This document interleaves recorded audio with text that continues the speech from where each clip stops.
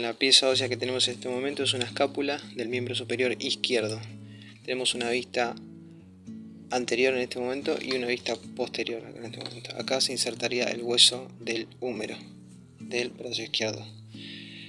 En cuanto a la composición de este hueso, tenemos acá hacia superior el ángulo superior de la escápula, el ángulo inferior de la escápula, el borde medial de la escápula, el borde lateral, el borde superior, el ángulo lateral, y tenemos dos fosas, fosa infraespinosa y fosa supraespinosa.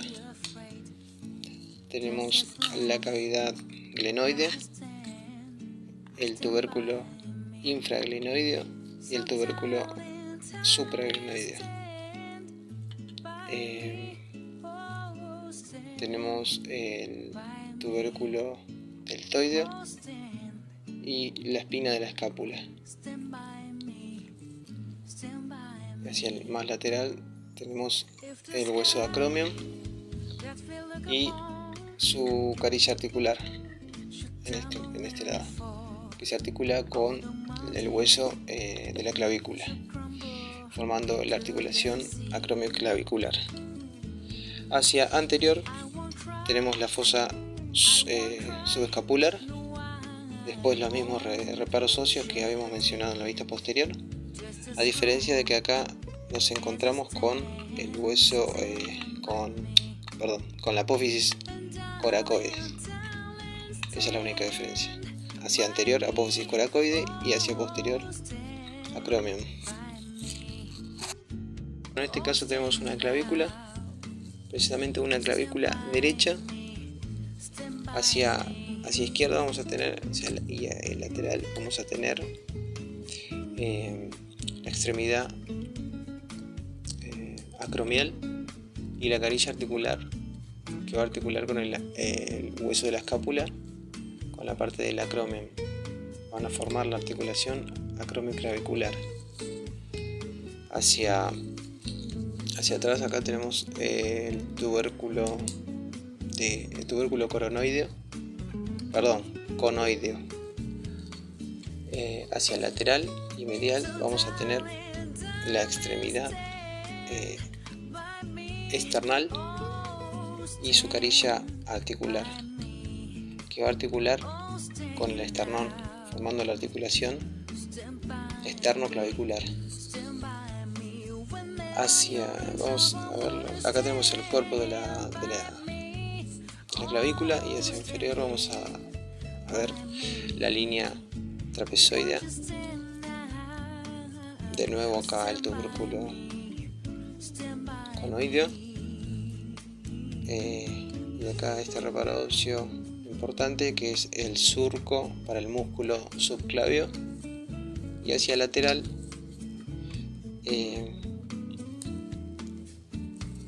tenemos la impresión para el ligamento costoclavicular. Nada más que decir de clavícula. En este caso tenemos un número. Vamos a reconocer hacia superior la epífisis superior, epífisis inferior. Este es proximal, esto es distal. Tenemos la cabeza del húmero. Esta línea que va por acá sería el cuello anatómico, el cuello quirúrgico, el tubérculo mayor, tubérculo menor, la cresta del tubérculo mayor, la cresta del tubérculo menor, el surco intertubercular. Vamos a encontrar hacia lateral la tuberosidad deltoidea y el surco para el nervio radial hacia acá, hacia lateral. Hacia inferior vamos a tener dos fosas, la fosa radial y la fosa coronoidea. Hacia el lateral y medial vamos a tener esto que se ve acá pronunciado, es el epicóndilo medial y la cresta supracondílea medial. Hacia el otro lateral vamos a tener el epicóndilo lateral y la cresta supracondílea lateral. Después hacia inferior vamos a tener el capítulo del húmero y la tróclea. En cuanto a la vista anterior, es lo que podemos decir. Y acá, entre las dos fositas, tenemos el cóndilo. En cuanto a la vista posterior, vamos a tener una fosa muy marcada acá. Va a ser una sola fosa. Va a ser la fosa olecraniana, donde va a ir insertado el hueso del cúbito. Vamos a tener acá el cóndilo, después los mismos reparos anatómicos que había mencionado recién, a diferencia de que en este costado vamos a tener el surco para el nervio cubital, igual todo lo demás es lo mismo. Bien, en este caso tenemos el hueso del cúbito. En cuanto a la disposición anatómica de este hueso, hacia superior vamos a encontrar el olecranon, la escotadura olecraniana. Hacia lateral vamos a tener la escotadura radial, donde se va a apoyar el hueso del radio. Hacia inferior y superior vamos a encontrar la apófisis coronoide, la tuberosidad cubital hacia medial, y hacia lateral vamos a encontrar el borde interóseo, la cara anterior, el borde anterior, y hacia inferior vamos a encontrar este reparo óseo importante que es la apófisis estiloide, la circunferencia articular del cúbito, y reparos importantes nada más. En este caso tenemos un hueso que es el hueso del radio. Hacia superior tenemos en la cabeza del radio, la circunferencia articular del radio, el cuello del radio. Esto es anterior, esto es posterior. Hacia anterior tenemos la tuberosidad del radio, y hacia lateral vamos a tener el borde interóseo, el borde anterior, la cara anterior y el borde lateral. Hacia inferior vamos a tener la apófisis estiloides y en la cara anterior ya con esto es suficiente. Podemos hablar ahora de la cara posterior. Vamos a encontrar en la cara posterior la apófisis estiloide, el surco para los tendones de los músculos extensores y el surco, el tubérculo dorsal.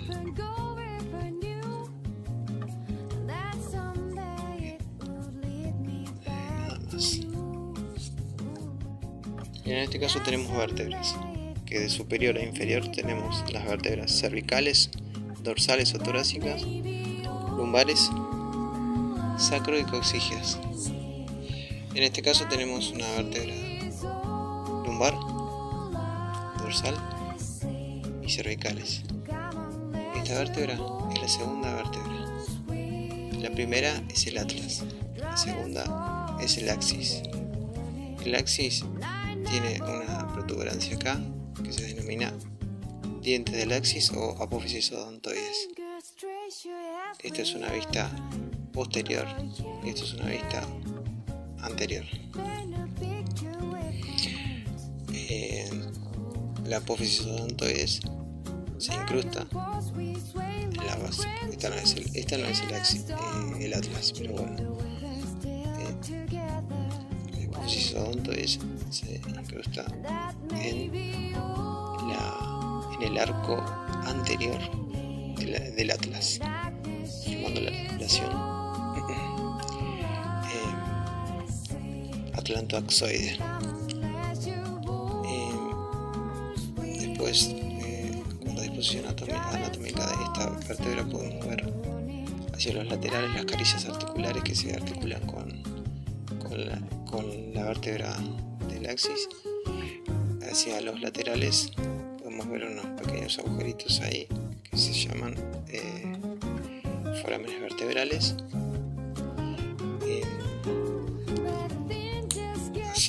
hacia anterior tenemos el borde anterior y el borde posterior. Después tenemos la lámina de la vértebra, la apófisis espinosa bicondila y el foramen vertebral.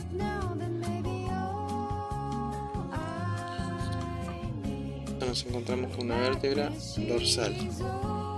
Acá cambia notoriamente la disposición anatómica. Hacia anterior encontramos en el cuerpo de la vértebra y hacia superior e inferior vamos a encontrar unas hemicarillas que van a articular con las vértebras, ¿sí? Con las vértebras del tórax.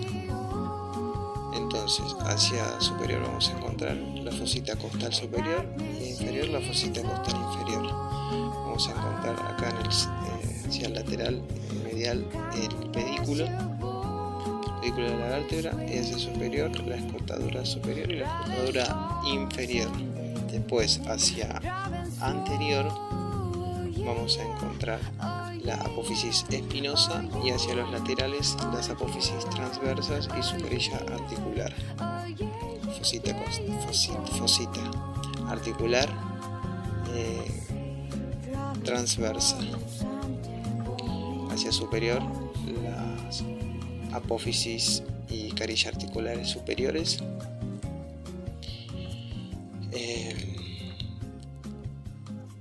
Hacia inferior la apófisis y carilla articular inferior se van a articular con las vértebras de abajo, se van a articular con las apófisis superiores de la vértebra de abajo. Y las láminas. Ahí. Bien, de vértebra lumbar nada más. Bueno, en este caso nos encontramos con una vértebra lumbar. En este caso el cuerpo de la vértebra es mucho más amplio, ya la disposición anatómica es diferente, ya no nos encontramos más a comparación de una vértebra torácica, no nos encontramos más con las hemicarillas, con las fositas costales superiores e inferiores, ya no se articulan más. Hacia posterior vamos a encontrar la carilla articular superior y la apófisis modular, las apófisis transversas de cada lado, sin sus carillas articulares, ya no se articulan más. Hacia anterior, no tiene más articulación, serían acá apófisis transversas y proceso accesorio, acá en esa protuberancia que se ve ahí, a los dos lados. La apófisis espinosa es mucho más recta en comparación de la torácica, que es más inclinada hacia abajo, y las apófisis y carillas articulares inferiores, ambos lados, las láminas de cada lado y el foramen vertebral. Después las grandes diferencias anatómicas como para diferenciarlas, ¿no? En los forámenes vertebrales vamos a encontrar que las vértebras lumbares, el foramen vertebral es prácticamente forma un triángulo equilátero, ¿no? En cambio, por ejemplo, en las cervicales vamos a encontrar que es más un triángulo isósceles, ¿sí? Dos lados iguales y uno diferente, más grande. Entonces esas son las dos grandes diferencias entre una lumbar y una cervical. Y entre una torácica, claramente el agujero vertebral es redondo. Es la gran diferencia.